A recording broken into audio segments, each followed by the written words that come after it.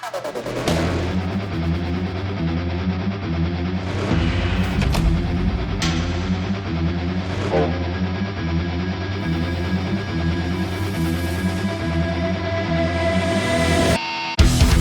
it's Lisa. Welcome back to Nashville on the Rocks. We're thrilled to bring you this long-awaited episode in celebration of everyone's favorite holiday. That's right, Halloween. We're talking bourbon, horror flicks, and metal. And we have the perfect guest. He works with the worldwide popular whiskey bourbon Angel's Envy. He fronts the Alabama metal band, the Judas Cradle. And just like me, he loves horror movies. Please welcome a man of many talents, Clayton Kidd.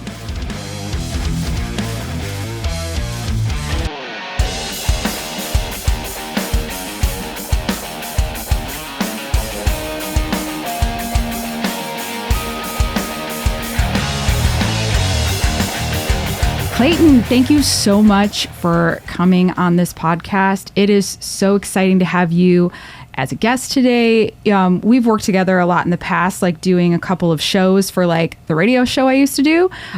You've come on with Angel's Envy before. This is super exciting to have you in this setting now because we get to change it up. We get to talk about some cocktails, some Angel's Envy, but it's our Halloween episode, so we get to talk about music, horror movies, all the Nashville fun stuff that happens at this time of year and all the stuff you're involved with too. So I'm so excited that you're here. Thank you so much for coming. Thanks for having me. This place is awesome. Yes. You can't tell from the radio. It looks really cool in here. Well, thank you.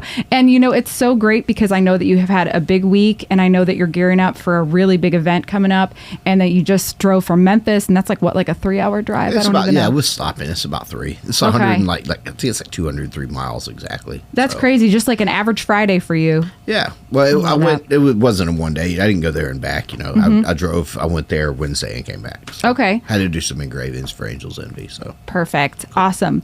Well, I'm going to dive in and do a couple of questions for you to get this going. So you and I have worked together in the past before. We've had some really fun times bartending. We've had a lot of fun times working together on various projects, one being the radio show that we used to do through Acme. The next one was we worked a lot with the Acme Bourbon Club. So Angel's Envy came in. We did a couple of events with that. That was a lot of fun. Can you explain to me, for everyone listening out there, a little bit about Angel's Envy? So like, it's a bourbon. Can you tell us about that? Yeah, it's what makes it a little different than some of your other bourbons out on the market. It's a port finish bourbon. So we take our bourbon and finish it in secondary maturate. We do a secondary maturation. Anything involved with Angel's Envy, 2 barrels will always be involved. So we age our bourbon for 4 to 6 years and then finish it off in a ruby port barrel for 4 to 6 months. We also do a rye whiskey that is aged 9 years, and then we finish it in a Caribbean rum cask. So if you see the name Angel's Envy on a bottle, that means a secondary maturation process is always involved. Always. That's kind of what we do at Angel's Envy. We just got a brand new master distiller named Owen Martin from a place out of Colorado called Stranahan's. Okay. So if you're familiar with Stranahan's whiskey, he is now with Angel's Envy. He's amazing. There's a lot of cool stuff coming down the pipeline for Angel's Envy in the future. So keep an eye out. And we're out of Louisville, Kentucky. So if you're ever in Louisville, please stop by, get you a tour. It's bourbon amazing country. Yes, it's an amazing place. They did a bunch of renovations during COVID, so it's already a brand new. It was already a brand new distillery. Now it's even brand new distillery. Reopened in 2014. So okay, and it's already had renovations. During COVID, they did a bunch of renovations to it. So I still haven't been there yet to see it, but I know I got to go up there. So being in Kentucky, bourbon country, like you're in the middle of a lot of, albeit you could say like kindred spirits or competitions or whatever. So Angel's Envy definitely, I think, has made its trademark name for everybody knows who you guys are. What do you think makes you all a little bit different than, some like Buffalo Trace or I think a lot of the success with Angel's Envy in such a short time has been the master distiller Lincoln Henderson. He developed Woodford Reserve when he was at Brown Forman. He was at Brown Forman for 40 years. master distiller. So he created Woodford Reserve in 1996. He created Gentleman Jack. The mash bill is the same as Old Forester, and that's some of the reasons why. Is because Lincoln Henderson was involved in a lot of those projects at Brown-Forman. So I think the finishing it off in the port wine barrel really gives Angel's Envy. I'd like to say that Angel's Envy kind of started that trend. It's kind of become more and more popular now. There's companies out there that are finishing whiskey and bourbons off in 2 to 3 to 4 barrels at a time now. So it's almost become like an inception of finishing at this point. But Angel's Envy definitely was one of the creators, the ones that originally wanted to start doing that. When Lincoln was at Brown-Forman, some of these older heads thought it was crazy that he wanted to take bourbon and move it into a secondary cask. Yeah. Some of these older bourbon heads probably still don't like the fact that Angel's Envy does it, but that's just how Angel's Envy has evolved as a brand, and what separates them from some of the other brands that are out there on the market is the finishing aspects. So, I think revere tradition, embrace progress is one of the slogans we like to say at Angel's Envy, which is kind of summing up the finishing of the port wine barrel.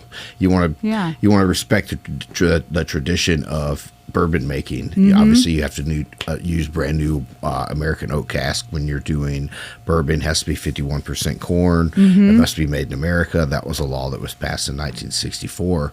So you definitely want to keep in the line of tradition of bourbon making, but also the progress part is what can we do to advance bourbon making at the same time, which is why it's not really called Angel's Envy bourbon. It's Kentucky straight bourbon whiskey finished in port wine barrels, because once we've taken it out of that new white American oak cask and moved it into a port barrel, it's legally no longer bourbon from the rules of bourbon. That's why it doesn't say Angel's Envy bourbon on the bottle. So okay, that's something that I hadn't really thought too closely about, because once you get into that, like you're talking about like progression, or you're innovative, you're doing something different that hasn't been done before. And I remember talking about Lincoln. So, I mean, that man sounded like he had quite a few good ideas in terms of when it comes down to making whiskey and bourbon. I never, unfortunately, got to meet him. He passed away in 2012, I believe. Okay. So I never personally got to meet him, but I've heard some great stories. Yeah. I've met his son, I've met his son Wes, and grandson Kyle ran the operations up until Owen recently took over. Bacardi bought us in 18, so we're kind of in the umbrella with Bacardi, with Grey Goose, Patron, Bombay Sapphire, Dewar's.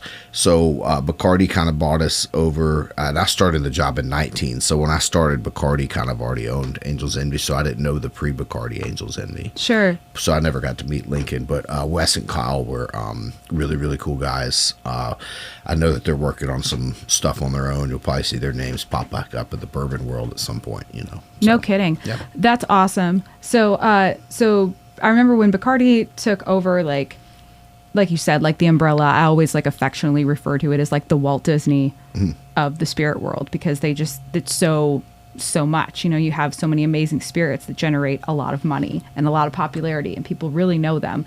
So in terms of Angel's Envy, remind me, when did Angel's Envy form? It was, I believe they started in 2010. Okay. But the distillery did not open its doors until 2015, I believe. Okay. I'm pretty sure it's 15. It might have even been 16. Okay. I'll get a double fact check on that. Now that I think about it, I'm pretty sure it was 2016. Okay. But Angel's Envy essentially formed when Lincoln retired from Brown-Forman. I'm assuming he was restless, kind of bored. He was a man that worked up until the day he died.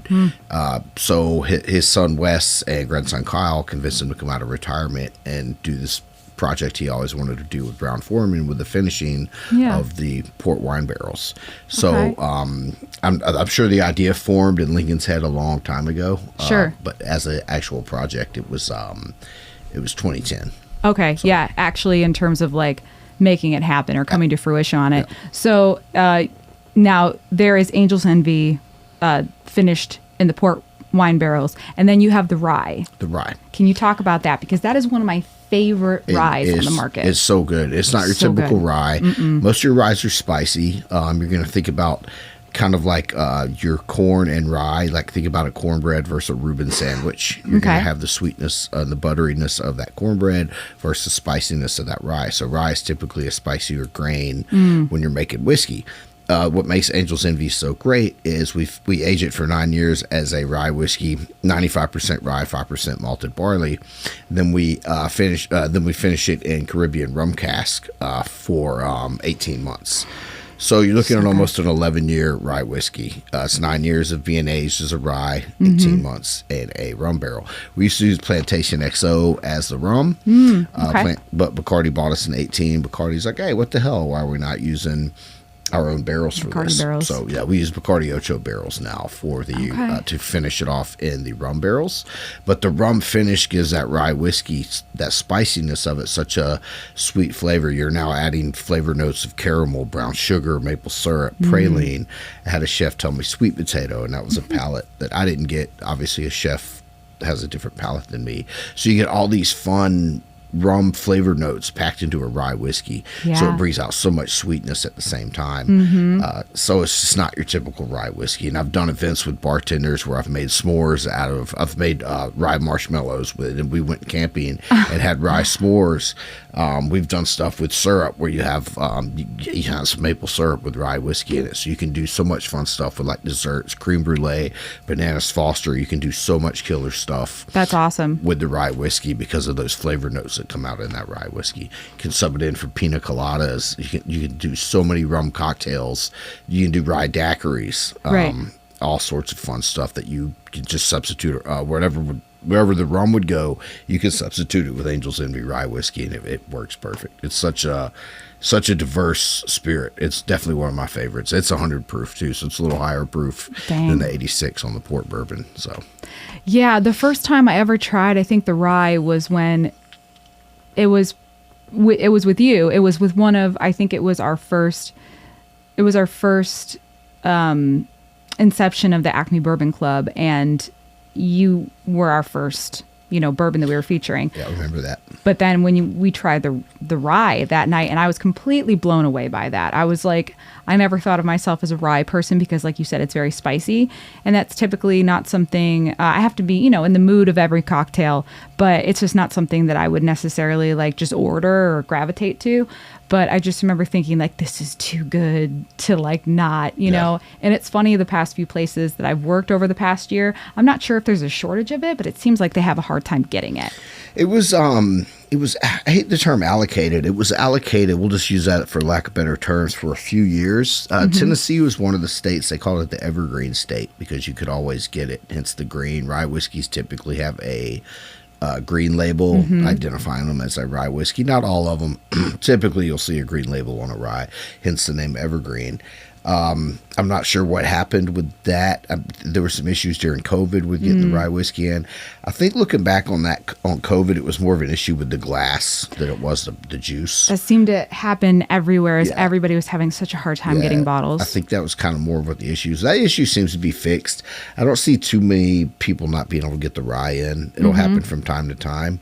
I think we've just done a better job of producing. We're also opening up a new distillery out in Henry County in Kentucky. We're about to buy the parking lot across the street from Angel's Envy. All for expansion, so issues like this don't happen. And Owen's coming out with so many new products that you're going to need room for all these new barrels. So Angel's Envy is really expanding very rapidly. I imagine in the next like 5, 6, 7 years, you're going to see some really, really cool stuff come out of Angel's Envy. Not that you're not already, especially with all the room to all these rick houses that are being made. I think there's a second distillery, if I'm not mistaken. I've seen tons of videos on it. So it just takes time. And with Owen at the helm now, I really think that you're going to see a lot of creative, really, really cool stuff that might not have ever been on Angel's Envy radar 2 or 3 or 4 years ago that are really going to start coming out. So his first release is coming out this November. It's a rye cask strength. So our rye is typically at 100 proof. This is going to be the rye at cask strength. I'm not sure off the top of my head. I don't want to give wrong information, but that would probably, in my guess, would be somewhere around the 119 to 122 area if I was just guessing the proof wise. And there's also a new the port bourbon cask is coming out, so this will be Owen's first release. So the rye cask I'm really looking forward to, though. So imagine the rye right now at 100 proof, just a little bit hotter than that. So it's going to be really good. So. That is going to be really good. I think when I was at Hermitage Hotel, they did have a cask strength. That was the only bottle that they had. Okay. So I think that was left over from maybe an allocation of sorts. But so that was, and typically I find that just because it's a higher proof doesn't mean that it's intolerable to drink. It's going to be sharper, but usually I find, and babe, this is funny because I wish that we could get you in on this too. What's that, babe? Like trying out these different bourbons, like when you go from like an 84 proof to 100 proof, and then you drink something that's like 119 or 120, that means it has more alcohol. That's what it means. I like it. And typically people get the idea that they're thinking just because there's more alcohol, it tastes like rumming alcohol, but it doesn't. Usually it's smoother, and that's dangerous. And it's it's not always the case of it being better. A lot of people think the higher proof, the better. That's true. It's not always the case. Angel's Envy port finish is only 86.6. No, and you have to be at least 80 to be bourbon. That's another rule of bourbon. You must be at least 80 proof.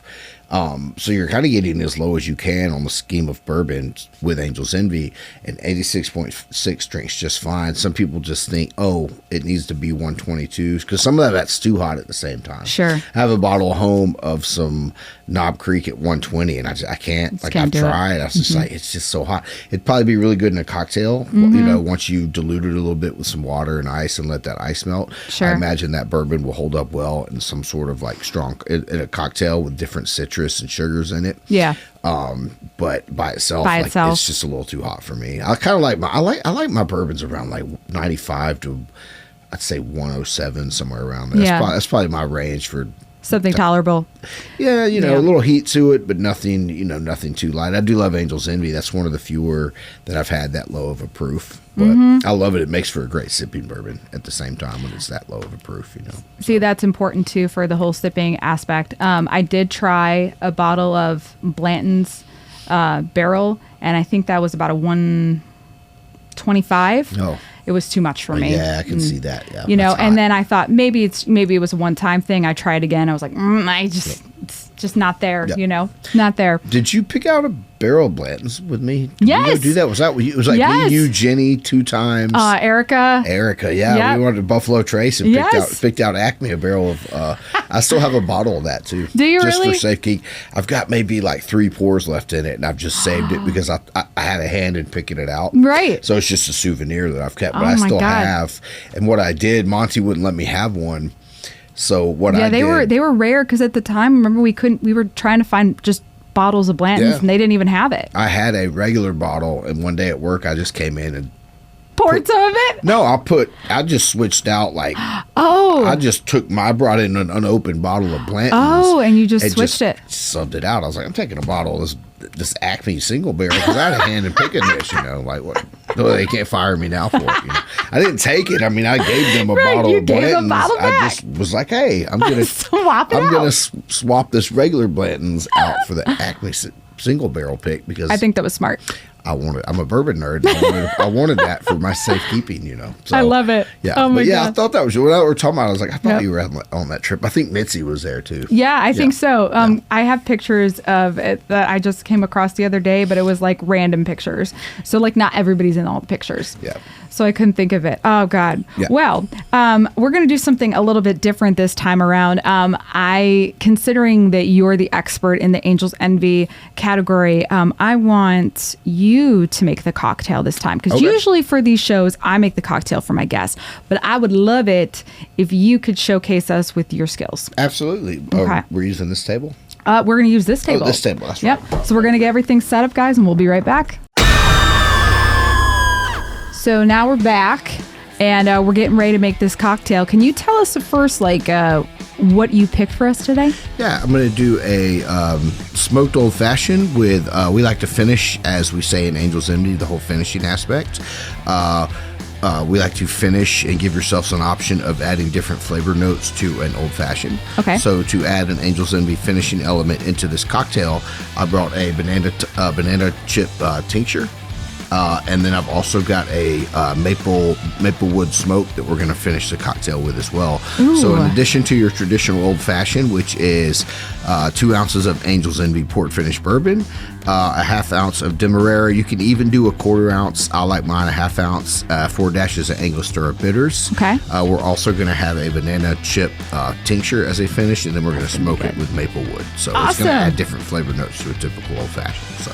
Smoke it with it. So I will go ahead and, since we're adding a tincture, I'm going to go ahead and spray your glasses down first with the banana chip. Get that flavor in there. You can do 1 or 2 a piece. You can do as much as you want, really. I prefer about 1 or 2. This is going to be fun. Yes. So I'm going to start with the Angostura bitters. 5, 6, 7, 8.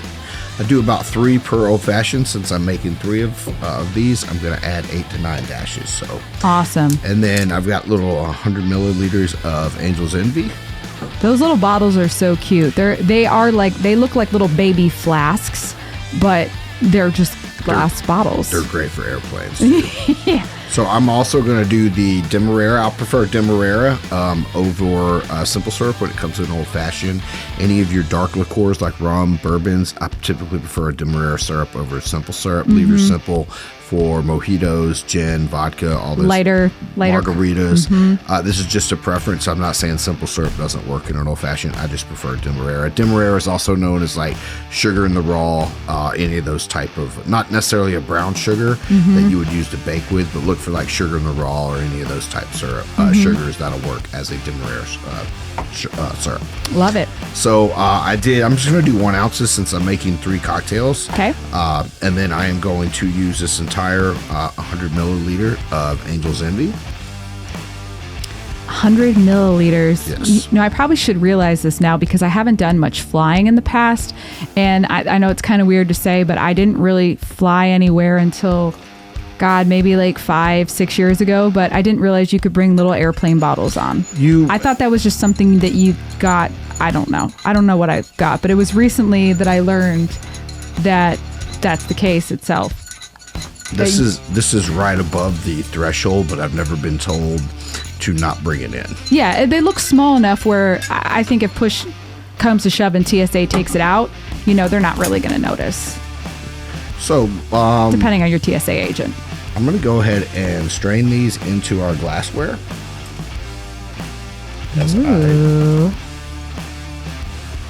So this is just really an example of how to make the cocktail. So I'm not really worried about whether or not you're getting your 3 ounces of the cocktail. Sure. This is kind of just more of an exercise in showing you the fun things you can do with a smoked old fashioned. So that's awesome. I've got my smoker right here, and it smells great. So what it does, it's going to add all that maple smoke flavor into your cocktail. Oh my God, that's awesome. Yeah, you kind of let that sit for a minute, let that smoke kind of collect there. Also, what's great about these at restaurants is the minute you start using them, the smell goes in the air, and customers always want one after you start doing these. So, oh, of course. Oh my God, look at that. Isn't that cool? And you're also going to get some of that smokiness from the wood into the cocktail. And don't forget, before we made the cocktail, we also added a banana chip tincture to the glass as well. So you're going to really get like a smoky, vanilla, mapley, even a banana finish to these drinks. So look how cool they look. Oh my God. Isn't that fun? Babe, this is really something that we're really going to appreciate. I love that. So let me, obviously we got to get some cool photos of it. Yeah, I got a cool little video of that too. So look at that. Isn't that fun? Oh my God. That's fun. Do you smell that? Oh yeah. Such a fun He's way. too far away. So it's such a fun way to just add different flavoring notes to cocktails. You can do, there's everything from cherry wood to maple wood to, you can just do oak. I chose maple. There it is. This perfect for this time of year. It smells like we're cooking s'mores. It does. And like I said, you start doing this at a bar or restaurant. Customers are like, what's that smell? I want one of those drinks. It really starts selling itself. That's something you do as a guardian. You host different happy hours, and this is a great way to really get people buying the product when you're sitting at their bars, because the visual of getting it smoked. Yeah. it's always something that's still really fun. You get to play with fire, and it's just always fun. That's so awesome. Yeah, cheers. Like I said, these aren't your typical size cocktails, but it's more just to give you an example of that smoky flavor and what it does. Not only when you're drinking it, when you're putting it up to your mouth to sip and taste the cocktail, that smoke's going to go up your nostrils. So you're also getting, forgive the word, palates, obviously your tongue, smell, but there's a word I'm looking for. When you're drinking it, you're going to smell all that smoke on top of tasting it. Sure. Oh my God. Cheers. Thank you for being on the podcast. Absolutely. Thank you for having us. So once again, that's 2 ounces of Angel's Envy bourbon. You get that smoke in there. Yeah, it's delicious. Oh, that's great. And you get a little bit of that banana. Good. You get a little bit of that sweetness of the banana that was already in the glass on top of the bourbon, the demerara, the bitters.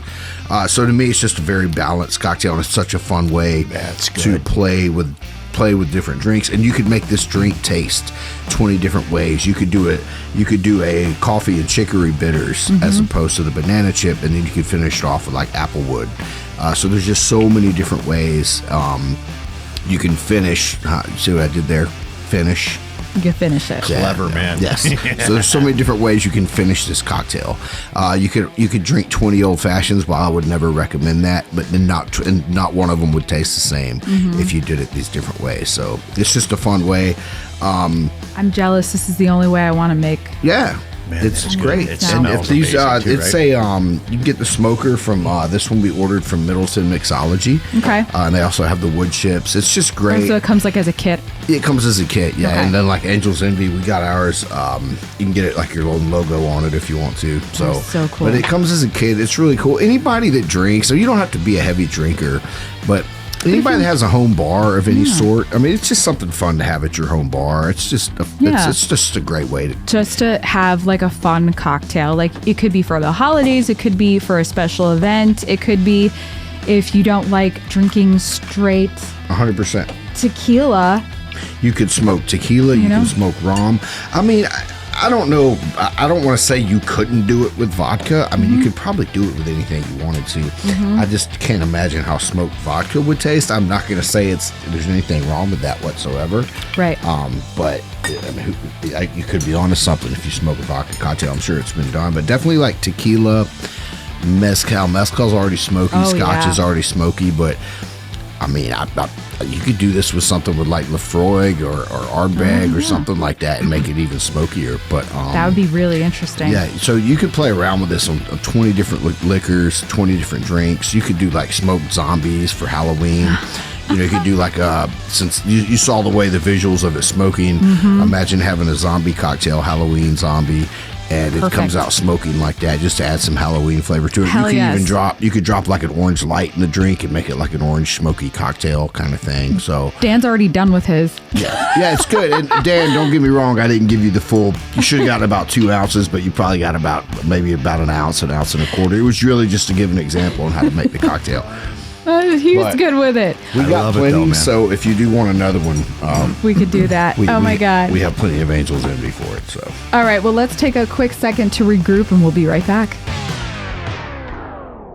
Okay, so that was such a fun experience. Every cocktail that I make in this house now, I want it to be smoked. It's just not going to be the same. Can you tell us, because I meant to go over this with you earlier, can you tell us your job as a whiskey guardian for Angel's Envy? What does that entail? yeah, you're essentially a brand ambassador, but not as in the term of the entire country. They're kind of placed us regional around bigger cities around the U.S. We're also in Canada, Australia, Europe. I know Germany, London has one, France has one. Really? Not everywhere, but we're Okay. we're international. Let's put it that way. And most of the big markets in the country, tier 1 and tier 2 is like Atlanta, Miami, New York, LA, San Diego. All the places you would expect. Just you name a bigger city, there's probably a whiskey guardian. I don't know how many there are. I'm going to roughly guess around 37, somewhere in that number around the country. Phoenix, Louisville, Indianapolis, all kinds, just everywhere. So we essentially are brand ambassadors. We go around and host events. We have happy hours. We promote the brand. We get on cocktail menus. We do staff education with trainings like, hey, is your staff having a hard time? You work at a bourbon bar. Let me come in there and give your staff an education on how to better sell Angel's Envy, because they're now dealing with 100 bourbons that people are coming in to choose from. So by going in there and teaching staff about the product, you're giving that staff that doesn't know much about bourbon a better way to sell your product and stand out. Totally. So we go around and just kind of educate on the product, talk about the brand, basically sales. I mean, I guess we're all in sales in a weird way, no matter what job you're in. I mean, no matter what you do, you're probably in some sort of sales. A lot of marketing, social media. Social media is not a have to. My personal opinion, if you're not using social media though in this job, I mean, you're not really doing your job. That's just my personal opinion.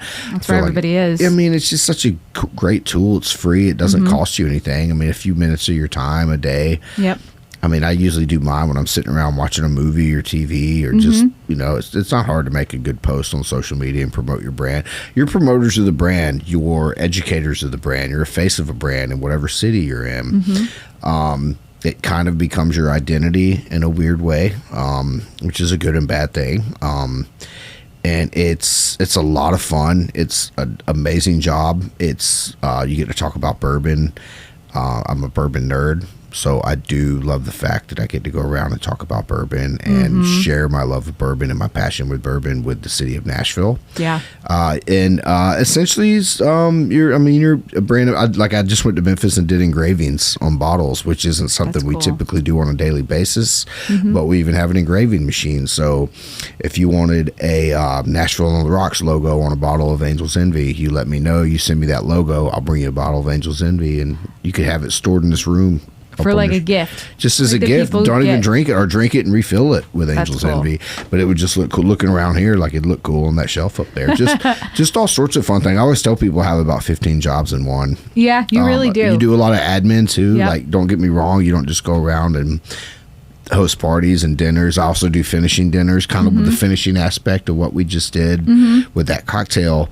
You would team up with a chef around Nashville and, hey, let's do a finishing dinner. And what that in turn would do would you let people kind of pick their own dinner plans. You give them 3 options, 4 options, 3 options, and they get to kind of, okay, I want the pork chop with the port syrup. The port reduction, or I want the beef tenderloin with, you add some sort of bourbon aspect or port aspect to your dinners, and that lets people kind of pick their own adventure with a dinner. It's just like a fun, just a pairing or a nice experience. Yeah, it's just a way to, you kind of make your own decision on how you want to eat, but everything you get to choose from is kind of based, has something to do with bourbon or Angel's Envy or port wine. I love that. It lets you be really creative while also really helping your, I deal with mostly on-premise, which is just bars and restaurants, and I tell a lot of them my job is to make sure that case doesn't sit behind your bar. So if you pick up a case of Angel's Envy, what can I do to make sure that doesn't just sit in your liquor room for 6 months? Sure. I'm not going to come in there, we're probably going to move that in one day. Sure, we can. Let's come up with a way to do that. That'd be amazing. But it's more of like, you go in, you check in on accounts around the city that you have, and you're like, hey, let's do an event here. Let's do something really creative. Let's do a benefit for animals. All kinds of fun. There's a million ways you can play your job. It's just how creative you can get, what your budget looks like, how much money is it going to cost. But there's so many creative ways to go around the city and sell bourbon besides obviously you want to be on cocktail menus, but there's also just so much fun, creative stuff you can do with the job at the same time, which is awesome. I love that. And you're one of the most perfect people for that, because you've been bartending for such a long time, and then you've been playing music for such a long time, and then you've also lived in Nashville for such a long time, so you know a ton of people. You are creative. It's like the perfect, and you're a very sociable person too, so it's like the perfect job for you. It's a lot of fun. Yeah. One of my accounts I played Little League with, so you're like, You go back to it, the owner of the place, you're like, man, we were on the California Angels out in Brickwood together. Like, it's crazy. So speaking about relationships in Nashville, yeah, and you get to use those relationships you kind of made, like, you just growing up in the city. You know, I also lived in Alabama for a while, but I've lived in Nashville for, like, I'm 43. I've lived in Nashville for like 33 years off and on. Okay. So yeah, you're right. You get to use those relationships that that you've had through bartending and growing up here. You know, yeah, and then the weird ties that everybody knows everybody in Nashville kind of thing. So in just terms of like using those relationships and the people that you've grown up with, and that kind of leads me to being part of the season. Like a little segue into this is that you're hosting an event on Halloween night at Mother's Ruin. Yeah, Mother's Ruin's a great bar in Nashville. It's in the Germantown area. Yeah. So it is on Halloween. It's called the Monster Mash. This will be my 3rd year in a row doing it at Mother's Ruin. I love that. Great account of mine. Great account in general for just everybody in the city. It's just a great bar. It's fun bar. It's fun. It's definitely more of a party bar. You know, it's going to definitely be a little louder, more rambunctious of a crowd, but it's Halloween. It's going to be so much fun. There's costumes. There's going to be Angel's Envy cocktails, decor, all kinds of fun stuff. You can RSVP on the Mother's Ruin Instagram. There's a link. I believe it's $10, but I believe that gets you your first drink already. The $10 isn't so much a cover. It's to just kind of keep track of the people that are coming and gives them a heads up of how many people are planning on showing up.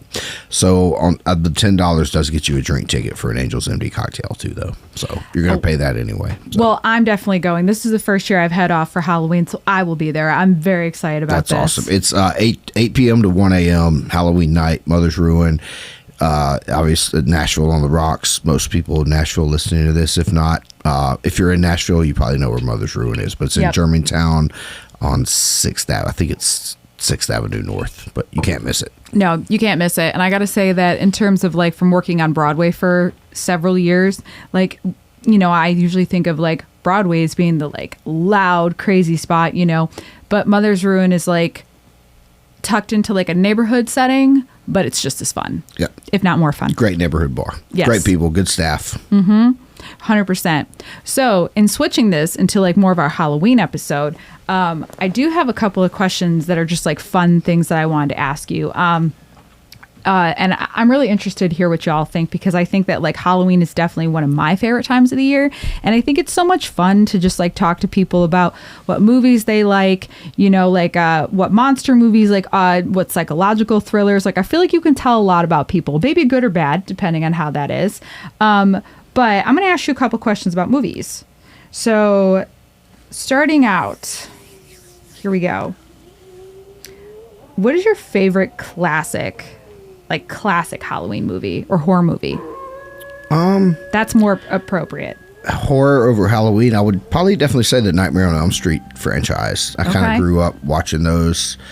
My parents kind of tried to stop me at first, and I kind of just did it anyway. But I remember watching like Nightmare on Elm Street 3 as a pretty young kid, and it just never really scared me. I mean, it scared me, but in like the best way, not where like I'd wake up crying. But I think I just always associate horror movies with like Freddy Krueger. Yeah. He was always way more terrifying to me than Jason Voorhees or Michael Myers, because he'd get you in your sleep. Yeah, you couldn't escape him. There's no relief from that. There's no relief. You have to go to sleep, so you can't run away from them. You know what? Didn't they make a new one of a new version? Right? Yeah, they did. Yeah. Yeah. What do you think of that? So it was way more gritty and not as. I think Rob Zombie made that. No, that was Halloween. Sorry, whoops. Rob Zombie did the Halloween 1 and 2, though. Okay. Those were fantastic. Those were movies. good. Those were great. Those were really good. They did do a new one. Jesse so-and-so, I forget his last name, but his name was Jesse, that played Freddy Krueger.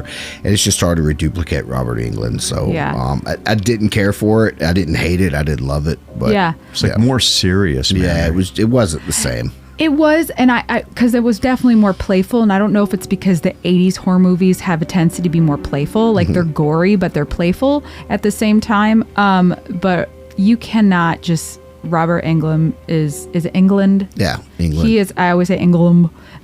He is just He is Freddy. Yeah, and then you had Wes Craven, the director who passed away. Yep. You tried to reduplicate him, and he based the character. The name Freddy Krueger came from a bully that picked on him in school. Oh, seriously? That's where he got the name Freddy Krueger from. I did not know that. Fun little tidbit of Nightmare on Elm Street trivia. Yeah, and I can back that up. Anybody listening, you can look that up. I promise. That's a true story I made up. That's a true story I made up. I'm just kidding. No, it really is a true story. For That's crazy. Yeah. So, but the idea that you can't escape him because he comes to you in your dreams and he can kill you in your dreams. So, did you have like a horror movie that you saw as a kid that just ruined your life? No, I always really liked horror. Yeah, I really liked horror movies. Maybe The Exorcist, maybe The Shining.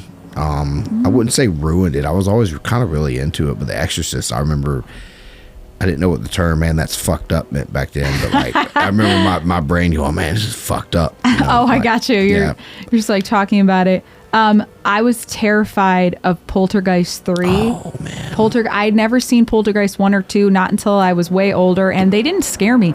Poltergeist 3, the one in the high rise with the mirrors, and the old man and with my older brother let me watch it when my mom was like, no, you can't watch it. So of course he let me watch it, and I don't know, I was like maybe 5, and I had nightmares for years because it was the mirrors. So what do you do when you're a kid and you got a mirror in your room at night? Try to cover up the mirrors. Like, it was horrible. The little girl Carol Ann that played that character, she died at the end of that movie, like in real life. Like in real life, when they're holding her at the end, she's like about to go to the hospital. Like, she died like after filming that movie. I remember because she had some sort of like perforated like intestine or something like that. That whole franchise has been cursed. A lot of people have died. The daughter from the first one got strangled by her boyfriend. Tangia, the old woman, the Indian. I mean, there's just been a whole curse behind that entire. If anybody's interested in like reading and learning more about this, like Google the Poltergeist curse. Like it's just all kinds of like bad luck has happened to a lot of those people that have played in those movies. I think it was for me. I always found it so fascinating because like I had older siblings and they let me, but like my mom, I remember one day when I was telling her about it, she went to my brother. She's like, "You let her watch that movie, didn't you?" You know, because then I probably was like a wreck after that because I was like 5 and they were teenagers and thought it was funny. But like, I always loved horror movies, but I could never, I would always like look up, like you're talking about right there, like the backstories and everything like that. But I hated zombie movies. Like Night of the Living Dead. Oh, yes. Yeah. But the 1990 version. Do you remember that? With the same guy that did Candyman? Yeah, absolutely. What the hell's his name? I don't know who He's a really that. like good actor, and he did a lot of Broadway stuff too. But like that. But the guy that played Candyman. Yeah. I met that guy. I know who you're talking about. He was in. I met that dude. Yeah. Where did you meet him? In New York City. I was working retail, and he came in all tall and scary. Yeah, he'll do. Nice guy though. He does a lot of like horror movie cons, like Comic Cons and stuff. I forget his name myself. I'm gonna look it up right now. His face is right. I know exactly who you're talking about. But did you end up watching Poltergeist, the original Poltergeist? I did, and I watched it. And I didn't even feel like that. I didn't even feel like it was that.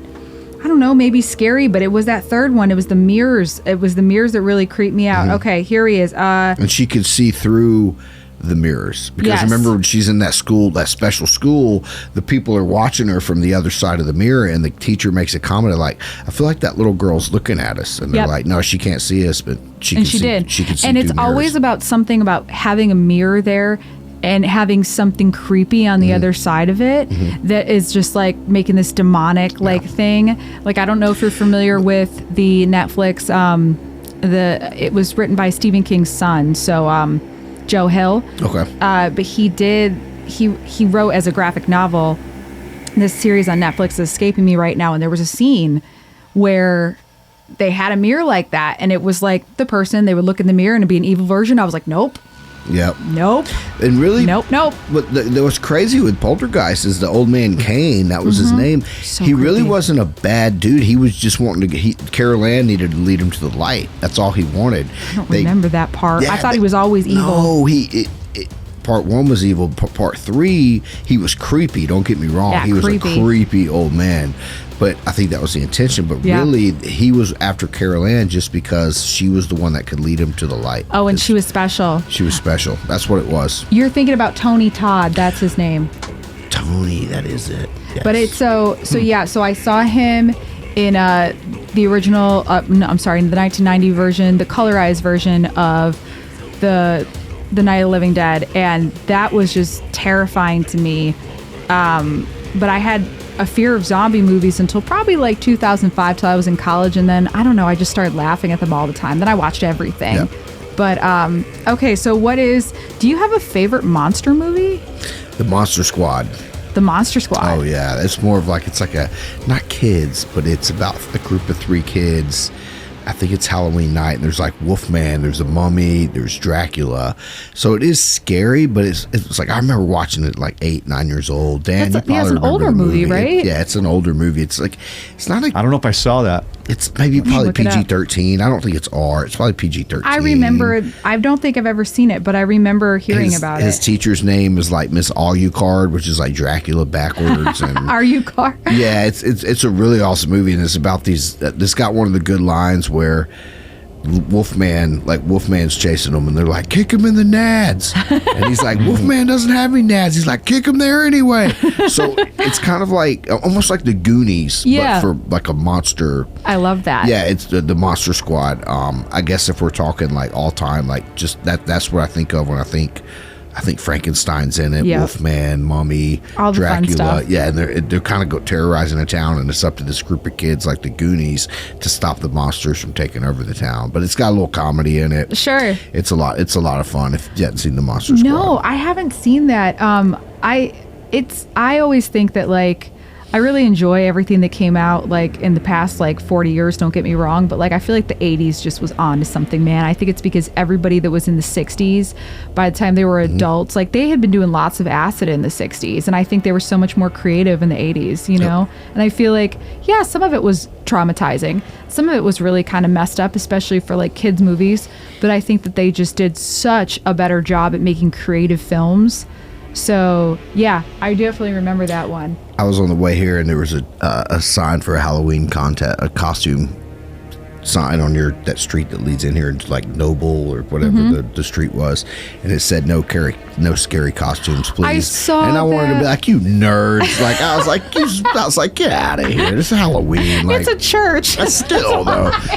Still, I'm like, man, come on, bunch of nerds. I saw that. It's like trunk or treating. It's like no scary costumes. Yeah, I saw that. I was like, oh, like you lame bunch of nerds. You're raising your 2-year-olds to be wimps. The 80s, man, we'd walk into like elementary school with like just blood coming from our head, like a nail stuck in our head, you know. Yeah, like no one cared. Right, it was. No one cared. No, so that's probably my favorite monster movie. I think monster movies were fun. Have you ever seen The Howling? Yeah, absolutely. Yeah. I didn't see that until like the past few years, and I'm like, man, something about the special effects of the 80s was like truly crazy. I was like, that was fucking awesome. Is that the with the wolf, right? And, yeah. With Dee Wallace? I was talking to John Farley. Shout out to John Farley, and he's like, man, the werewolf in that thing, the way it comes into the office, whatever. It's like, that's the scene I'm thinking of, dude. It's that was creepy. Dee Wallace from there's E.T.'s mom. E.T.'s mom, and she was in Cujo. Yeah, she was in Cujo. Yeah. Did you ever see Cujo? I did. It's a great. See all those old, like I'll tell you, like I don't want to say if it's monster, but like going to a monster movie. If you think of the little kid, like the original Pet Sematary that's a fucked up movie, man. Like the original one. I don't know if it's a monster movie, but you could say that little kid was a monster. I mean, Pet Sematary is it's a fucked up movie. You that know? Is one of my favorite Halloween movies. It's one of my favorite Stephen King books. Like even the book was really like. There was a couple of scenes where I was like chills up my spine. I was like, that is just, I don't know, maybe I scare easily, but no, you're right. I love like werewolf movies. So when I saw The Howling, and I remember talking to our friend Des about it, and I was like, for some reason, I don't know if I was like talking to him the next day. I was like, dude, you know what's a great movie? I was like, you ever seen The Howling? He's like, hell yeah. I was like, that werewolf was awesome. Yeah. So no, it's truly like, it's just kind of one of those funny things where, you know, you pull on it. I love watching like all of that stuff over time. Do you remember The Return of the Living Dead? It was in the 80s. Did that have Bill Moseley from the Rob Zombie movies in it? I think he was. I think I had Bill Moseley in it. Otis. Otis. I know who he is. You know, to be honest with you, I don't know. It was supposed to be a sequel to Night of the Living Dead, but it was like punks. So like, I cannot find this now, but I have a picture. I have like a picture of the movie poster, and I don't know where it is, but I bought it because that movie scared the shit out of me when I was a kid. It was so scary. It was fast zombies. They were fast. They weren't slow, and they all were like in like a mortuary, and there was a cemetery there, so it was like a gas that got out, and they like burned this body. It was Soviet Union gas or whatever that had come into these bodies, and the smoke was green, and it got out into the cemetery, and it brought up all these zombies, and there was a scary black slimed skeleton zombie that just took a bite out of this guy's head like an apple. And like, just as a little kid, that was another movie that I wasn't allowed to see. You know what I mean? That I like definitely watched and was terrified for life.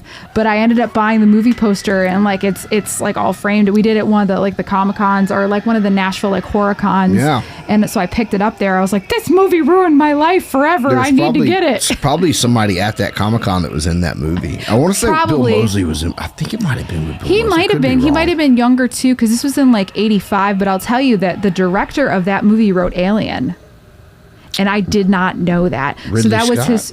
No, Ridley Scott was the director. So this guy screenplayed. That was his first directorial debut, but he worked with worked with John Carpenter, not on The Thing, but there was something out in the 1974 before then.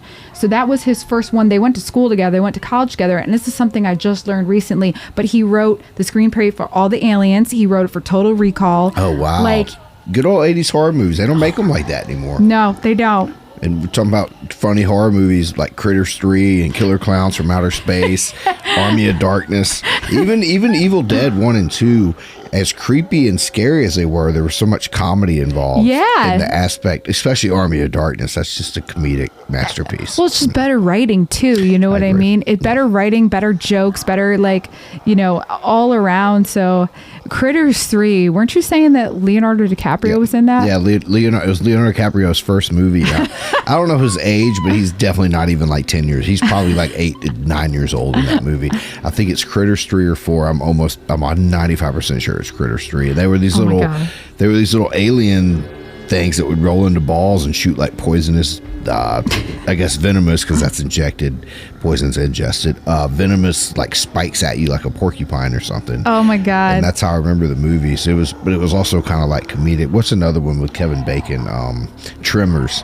Yeah, Tremors is great. There's a lot of like funny horror movies out there. Oh my God, but that was another like really that was a scary one. And then they just kept making all the Tremors movies, and after a while you're like, stop that. That's just not, now it's a whole other level of but Tremors was great. Bad scary movie. Oh. That you love. Or you like. Oh man, I have like how about like something like Piranha exactly. 3D, like it was kind of the newer one that came out. It's just awful. Because there was a Piranha like in the 70s. I think that was a real movie. I think this was like a remake, but they remade it to be it's just terrible. It's just terrible. You're gonna watch the whole thing. Yeah. But it's absolutely just terrible. The original had Buddy Hackett in there. Okay. His guts were just like all water. Like this one, like this one has Elizabeth Shue from like Karate Kid and Adventures in Babysitting. Yep. And there's a scene in it to where you just see a dick floating in the water, like the piranha bit like a human dick off, and there's a scene where like a dick's just floating by in the water, all half eaten. It's awful in the worst way, but it's just an absolutely terrible. But the director had to put that in there because they're like, we need to get people to watch this still. Yeah. And as awesome as the movie is, as nostalgic as it is, like Killer Clowns from Outer Space is pretty bad. But that's like awesome, that's also like a cult. Like that was great. They all were cotton candy pods. Yeah, they would wrap you up in cotton candy cocoons and then drink your blood out of the cotton candy. It's just the whole premise of the movie. It's just nonsense. Nonsensical. They did the shadow puppets, and the shadow puppets ate the shadow puppet actually ate the person. It's just nonsense. That was great. I had a party here a few years ago, and it was earlier than Halloween, but I just put Halloween movies on. That was on, and I remember we were just like sitting there watching. We were like, this is great. Like everybody's like drinking tequila. They're like, what the fuck just happened? I was like, that shadow puppet just ate that person. Yeah. There's a lot of bad horror movies. Ghost Shark. Have you ever heard of that? I have not. That sounds pretty bad. Yeah, it was bad. There's a lot of them. To the point where these people were all like, maybe if we just stay dry, everything will be fine. And then like they hit a fire hydrant and the ghost shark came out of it. The girl was in a bathtub and he ate her. You know what I mean? What is that? Leprechaun 4 in the hood? Like it's like Leprechaun 4 in the hood. He's so stupid. Was that with Snoop?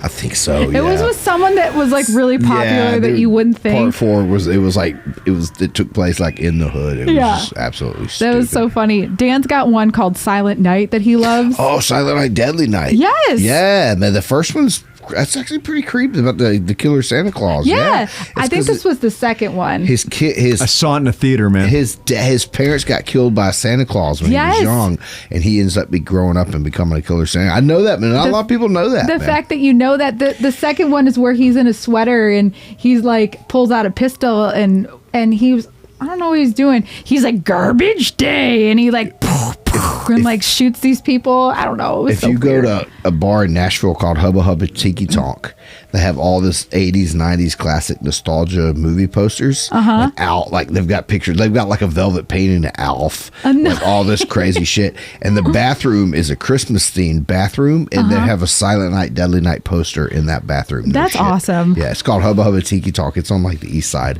If you like 80s, 90s nostalgia movies and sitcoms, go in there. It's amazing. You'll still sitting there drinking, and it gets weird. The more you look around in the bar, the weirder it fucking gets, man. It's awesome. I'd like to own a bar like that. Oh my God. The more you sit there and get drunk, you're like, what is that? Is that a velvet painting of Alf? That is a velvet painting of Alf. You know, I didn't realize, I forgot that Alf ate cats. No, he was from Did he ever really eat a cat, though, on the show? He kept chasing Lucky. That's so mean. Yeah. And he was from Melmac. That was the name of the planet, you know. That was funny. Oh my God. All right. Well, pulling this away for a minute, I got to say that talking about music, and this is supposed to be about a music podcast, but like this is the Halloween episode, which I fucking love. So any good shows you've been to lately? Yeah, I go to shows a good bit. Me and my girlfriend Brandy we try and catch a few a month. We got one next week at Brooklyn Bowl. But I'd say the last few, I'll give you 3. I went to Louder Than Life, which is a giant metal festival up in Louisville, Kentucky. So many great bands. Green Day, like Pantera, Tool, Foo Fighters play. So it's not all metal, but it tends to be a little heavier. So it's a 4-day festival in Kentucky. The same people that put on Aftershock put it on. Danny Weimer. It's such a great run festival. Here in Nashville, locally, I saw Ghost at the Sundance Theater about a month or 2 ago. Always a great band. And then I'd say Rob Zombie and Alice Cooper.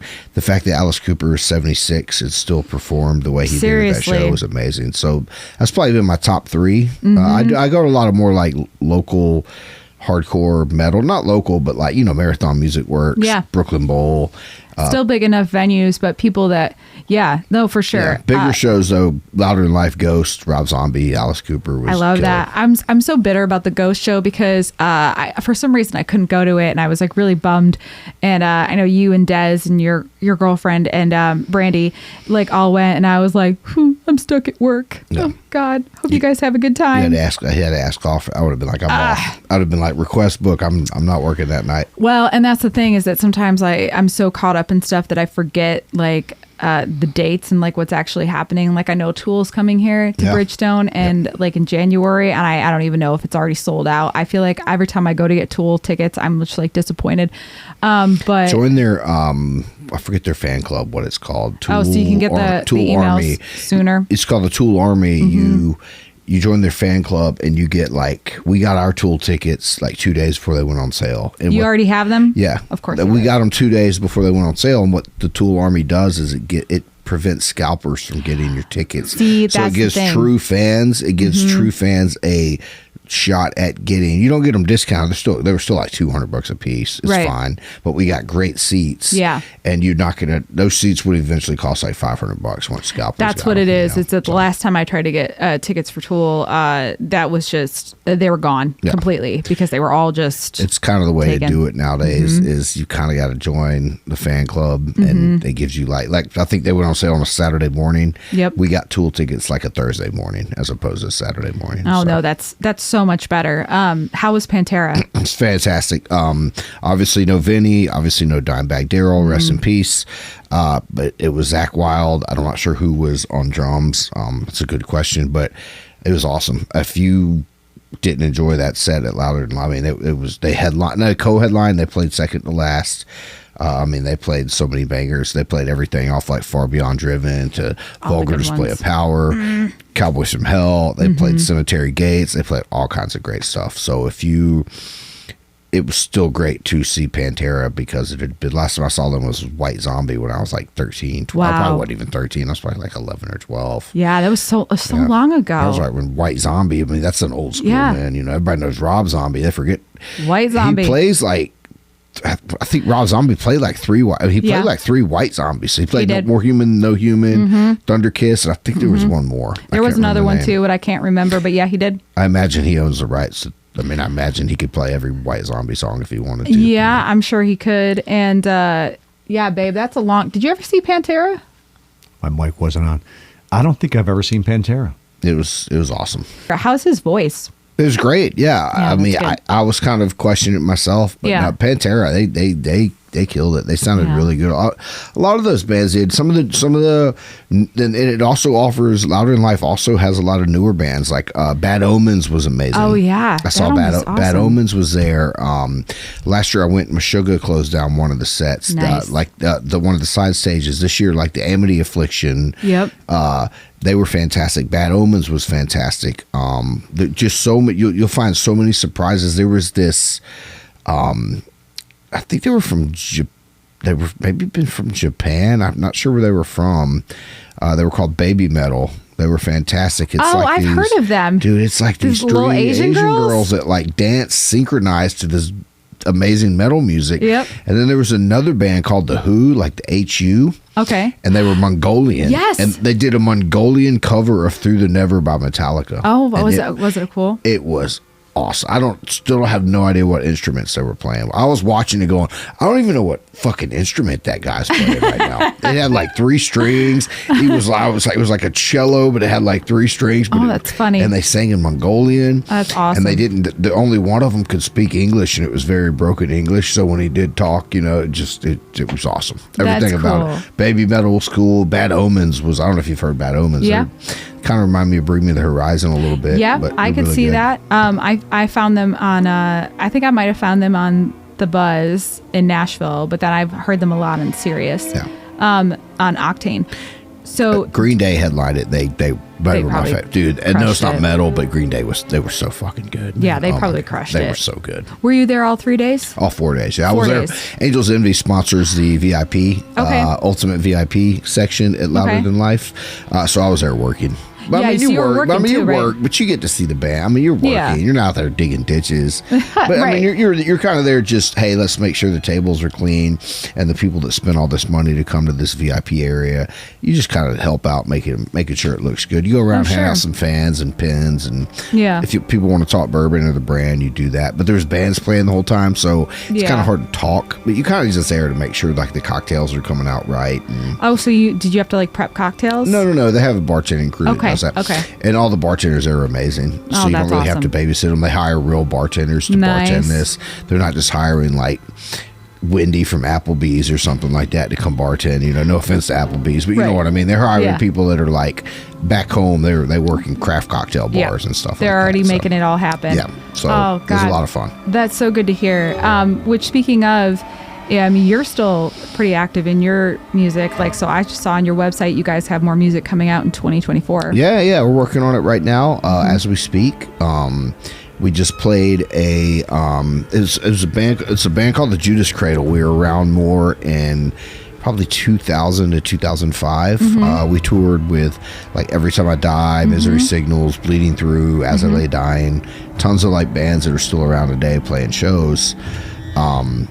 And we kind of reformed as buds back in like 18 to play Furnace Fest. Yeah. I'm sorry, 18. I said 18.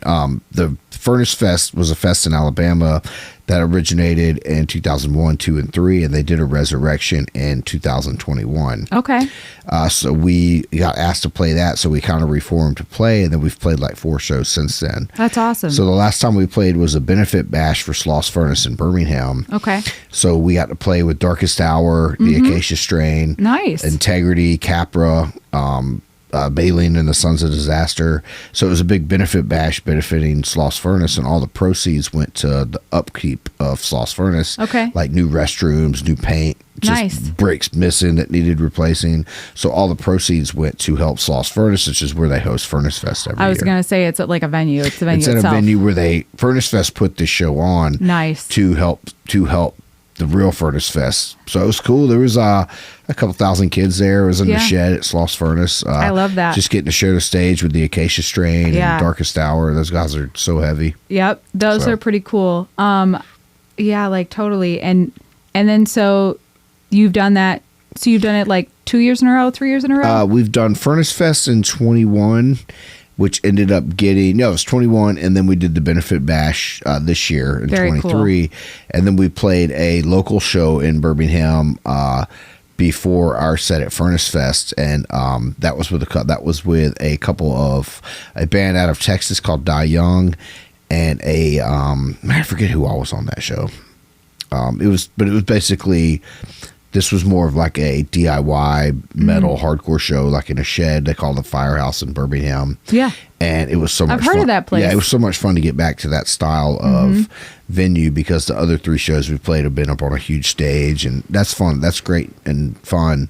But something about being in like a sweaty room with a bunch of kids singing along with you and just beating the ever living shit out of each other while you're playing is so much fun to see. Right. All of our old friends were there, so it was cool to play music in front of our friends again. So yeah, we're called the Judas Cradle. We're working on new stuff. We should have about 4 or 5 new songs out in the next year.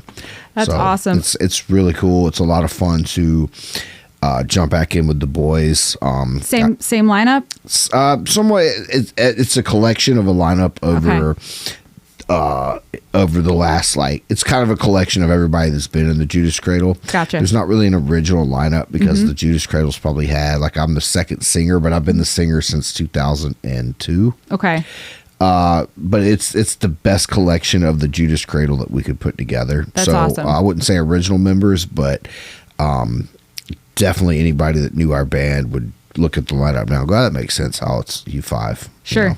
So it's a lot of fun. It's really heavy. If you like heavy music, check it out. I believe it's on Spotify and Amazon Music. And I did. I found it. I didn't even want to ask you like ahead, because I knew it was already on there. So I went, clicked on it, found you guys on YouTube, Spotify, and then it's thejudascradle.com. Yep. Yep. So that's the most up-to-date one. That's where I found that you have like new music coming out. And we were on a label called Eulogy, but it's based out of Miami. Before that, we were on Indianola, which is a fun fact. When we were on Indianola, a band that is absolutely huge now was on the same label with us called A Day to Remember. So we used to be on a label with A Day to Remember. Eulogy had like a Newfound Glory, Unearth, Evergreen Terrace. So if you're familiar with some of these bands, check us out. We were on the same label. But That's awesome. I remember playing with A Day to Remember. And now seeing those guys are just like headlining like major festivals is pretty crazy. No, that's awesome. That is such a cool thing. I'm so happy for you. It's nice to come back and have like, to be doing it. You have people that want to play music after all these years, and like you get to do some cool things in the process. And the name is really interesting. I remember asking you a couple of years ago what it was, or maybe I looked it up, but I remember coming across it. I was like, oh, this is like a torture device. Yeah, it's a medieval torture device. Yeah, they would put it was like a steel triangle, and they would put rocks and chains on your legs and feet and sit you on top of it. So if you were a guy or girl, it went into certain orifices of your body, and they would slowly sink down. And as you got, it started out as a tip, and as you sunk down on the device, it would just kind of slowly rip you apart from the inside. And that's why it's called the Judas Cradle. Which I don't even... Judas Cradle. I've got to say... Sounds like it hurts. Yes. So, sounds like medieval people were really nice. Dude, we used to do some fucked up shit to each other. Like, no, the way we used to kill, like, man, like nowadays we're like, people talk about like how like lethal injection's inhumane. You're like, man, no, inhumane was like, they used to put you in this thing called the brass bull, where like, they would sit you in this brass bull and put that bull over an open fire, so you just heated to death. I heard about that. And yes, they called it like the screaming bull or the brass bull or something. Because you would scream, it would make a noise, and it would come out of the bull's mouth, so it sounded like a bull was screaming, but really it's a human in there just cooking essentially in an oven. It makes you think that everybody was a sadist back then, because you're just like, what the? You know, they made it. They made it man. for the kids. That's why they wanted the kids to have fun too. So they got creative with that. Yeah, and executions back in the day, it'd be like a whole, hey, what are you doing today? Be like, dude, there's an execution at 5. Let's go. Whatever they drank back then, let's go get some. Let's go get a pint of mead. Let's go get a pint of mead and watch this dude totally get like ripped apart. Man, it'd be what a great night, Friday night we got ahead of us. Dude, do you remember George Carlin went off about like all that? What's the word? Like all that medieval torture devices and rolling boils of oil and just burning people's like. Yeah. He goes off on that, man. Yeah, dude. Yeah. I think he might have mentioned that. Maybe. Rest in peace, George Carlin. He's the for sure. best. Well, when I was looking up the Judas Cradle today, and actually saw what it looked like, it kept bringing up the hell's that thing that happened with the Catholic Church in like for 200 years they were fighting the war. Oh God, we're all really bad at pretty good religious. If it's religious stuff, I'm not too familiar. I know, with but that's the thing that the Crusades. The Crusades. Sorry, it was Shit. it was a thing. It was but they would use that in the Crusades, like the church, and I'm like, wow, real Some Christian good guys. there. Yeah. there was like another one where they'd put you in a canoe, and all that would be out of the canoe would be your arms and legs and your face, and they would cover you with like milk and honey and set you out in the water, and just over days like flies and worms would come and eat your skin because it was coated with milk and honey. Who the fuck was in charge with Can you imagine being hired to come up with those ideas though? Like, you know what I'm saying? Well, we used to fuck people up. I know life was probably miserable back then, so they're like, let me just take all my internal misery and put it on. That's just tragic. I know. And that would be for like Awful. stealing an apple or some shit. It wouldn't even, like, by today's standards, you're like, oh, man, all I did was steal a freaking banana from the grocery store, man. Take God's name in vain or something like that. And man, you go to death. Fucked up, man. They would just absolutely literally rip you apart back in the day. Rip you apart. So many. It's a good Halloween podcast talk. Let's talk about medieval torture devices. Which, speaking of, who came up with the name? The Judas Cradle? I believe it was our guitar player, Roger, and drummer, Ben, if I'm not mistaken. It's a cool name. There was a few more that came before it, like Burned at the Stake was one of them. Okay. But we thought it sounded too much like a Hatebreed song. And before that, it was called The Common Man, which I always liked. Yeah. I always liked the name Common Man. This was before I was in the band. But it started as The Common Man. It actually started as a band called Angst Ridden when the guys were in high school. Okay. And a real funny story is I wasn't there. It was before my time. But Ben, our drummer, always remembers a story about this guy. Obviously, we were heavy and loud. That this guy, he overhears this guy in the crowd go, angst ridden. Them boys wouldn't be so angst ridden if they knew the Lord Jesus Christ. Oh, my Lord. And it was, you got to think this is South Alabama, late 90s. You can just picture how the guy sounded like. Angst ridden, them boys wouldn't be so angst ridden. They knew the Lord Jesus Christ now, Like, so it went from angst ridden to The Common Man to the Judas Cradle. So it is a great name for a metal band, though. That is a great name for a metal band. Oh my God. Very metal. It sounds so metal. Well, check that out, guys. And again, Mother's Ruin. On Halloween. Halloween night. You're going to be there. I'm going to be there. Hopefully, no. It's always packed there. So RSVP in advance because it's always crazy there. Dress up, costumes, be funny, be scary. It'll be a good time. Angels Envy drinks, all kinds of good stuff will be happening that night. So those bartenders are so good. Well, thank you so much for being on the show. Yeah, thanks for having me. I'm so excited that we were able to do it in this capacity this time. So thank you very much. Thank you for those cocktails, and we'll talk to you soon. All right. Thanks for having me. Appreciate it.